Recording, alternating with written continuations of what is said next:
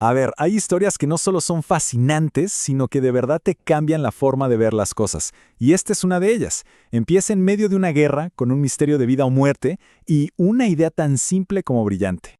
Bueno, para entender esto, tenemos que viajar a la Segunda Guerra Mundial. Imagínense la escena. Los bombarderos aliados vuelvan de sus misiones sobre Europa. Y muchos llegan, literalmente, hechos un colador.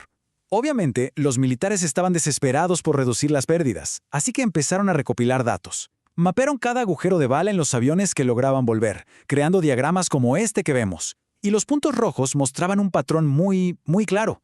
Las alas, el fuselaje y la zona del artillero de cola eran, por lejos, las partes más dañadas. Entonces, con estos datos sobre la mesa, la pregunta era urgente y en apariencia bastante sencilla. A ver, el blindaje es pesado. No se puede reforzar todo el avión porque si no, ni siquiera despegaría. La pregunta del millón era, ¿dónde ponemos esa protección extra para que más tripulaciones vuelvan a casa? Y aquí es donde la cosa se pone interesante. La respuesta obvia a la que se me viene a la cabeza de inmediato es reforzar las áreas que tienen más puntos rojos, ¿no? O sea, si las alas y el fuselaje reciben la mayoría de los disparos, pues parece lógico blindar esas partes. Pero un matemático vio exactamente los mismos datos y propuso algo totalmente diferente. Una idea que decía que esa evidencia, la que todos estaban viendo, era en realidad una trampa. Y es justo aquí donde la historia da un giro espectacular, porque la clave no estaba en lo que se veía, sino precisamente en lo que no se veía. El hombre que lo cambió todo se llamaba Abraham Wald. Formaba parte de un grupo de investigación estadística en la Universidad de Columbia y le presentaron este problema. Y mientras todos los demás veían agujeros de bala, él vio una ausencia. Vio un vacío en los datos que contaba una historia mucho más importante. Su conclusión fue, sinceramente, de las que te dejan con la boca abierta. Dijo: el blindaje no debe ir ni en las alas ni en el fuselaje. Debe ir en los lugares donde casi no hay daños en los aviones que regresan. O sea, en los motores. ¿Por qué? ¿Qué lógica tiene eso? Bueno, porque Wald identificó un error de pensamiento que hoy conocemos como sesgo de supervivencia. Es básicamente la trampa mental en la que caemos cuando solo miramos a los ganadores, a los que sobrevivieron a un proceso, y sacamos conclusiones basadas solo en ellos. Ignoramos por completo a los que se quedaron en el camino. Entonces, el punto clave es este. Los aviones con agujeros en las alas y el fuselaje eran los que podían recibir esos impactos y aún así volver a casa. Los datos que de verdad importaban no estaban en el hangar, estaban en el fondo del mar o esparcidos por Europa, en los restos de los aviones que nunca regresaron. Esos aviones, dedujo Wald, fueron los que recibieron disparos en los motores y otras áreas críticas. La ausencia de agujeros en esas zonas de los supervivientes era de hecho la prueba más clara de que esos eran los puntos débiles. Pero claro, una idea así de brillante no sale de la nada. Venía de una mente extraordinaria, una mente forjada por la adversidad, la mente de Abraham Wald. La vida de Wald fue realmente increíble. Nació en una familia judía religiosa en Hungría y fue educado en casa. Sacó su doctorado en Viena, pero en 1938 tuvo que huir de la persecución nazi y emigró a Estados Unidos. Y lo más irónico y trágico de todo es que, después de haber dedicado su genio a salvar aviones, murió en un accidente aéreo. Y este detalle ilustra perfectamente la situación. Por su origen, el gobierno de Estados Unidos lo clasificó como un extranjero enemigo. Esto creó una situación totalmente absurda.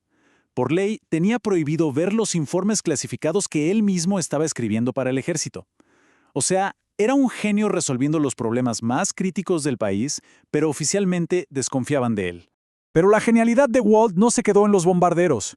Su forma de pensar dio origen a todo un marco para tomar decisiones cuando el futuro es incierto. Una herramienta que, hasta el día de hoy, sigue siendo súper relevante. Para que se entienda, veamos este ejemplo. Imaginemos que hay que decidir cómo construir un edificio en una zona de terremotos. Tenemos 3 opciones. Construirlo para que resista un sismo de 6, 8 o 10 grados. Y hay 3 escenarios posibles: que el sismo sea débil, moderado o muy fuerte. La tabla nos muestra las ganancias o pérdidas en millones para cada caso.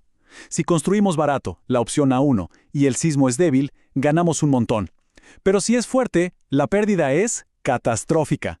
El enfoque de Wald para este tipo de problemas, donde no sabemos las probabilidades, parte de una filosofía un poco pesimista.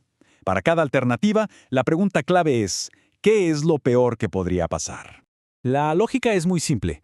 Para la alternativa 1, el peor resultado es una pérdida de 500. Para la 2, una pérdida de 300. Y para la 3, que es construir para el sismo más fuerte, el peor resultado es en realidad una ganancia de 100, porque pase lo que pase, el beneficio es el mismo.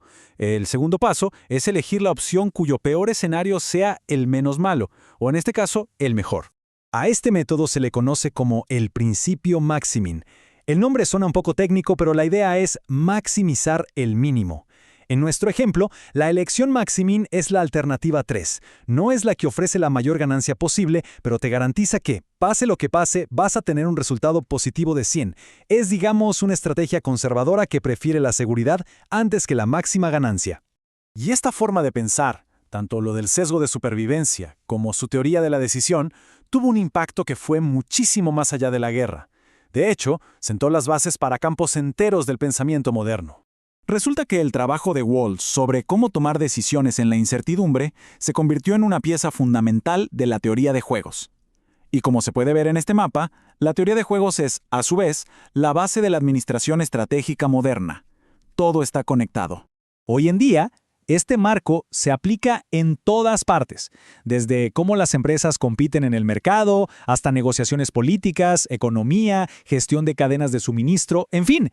Es el lenguaje que se usa para analizar cualquier situación donde el resultado de una decisión depende de lo que hagan los demás. Y pensar que todo esto, campos de estudio enteros que mueven miles de millones de dólares y afectan decisiones globales, se aceleró gracias a un solo cambio de perspectiva, a la capacidad de una persona de no mirar los puntos rojos, sino de preguntar, ¿dónde están los que faltan? La lección de Abraham Wald es tan poderosa hoy como lo fue en su momento.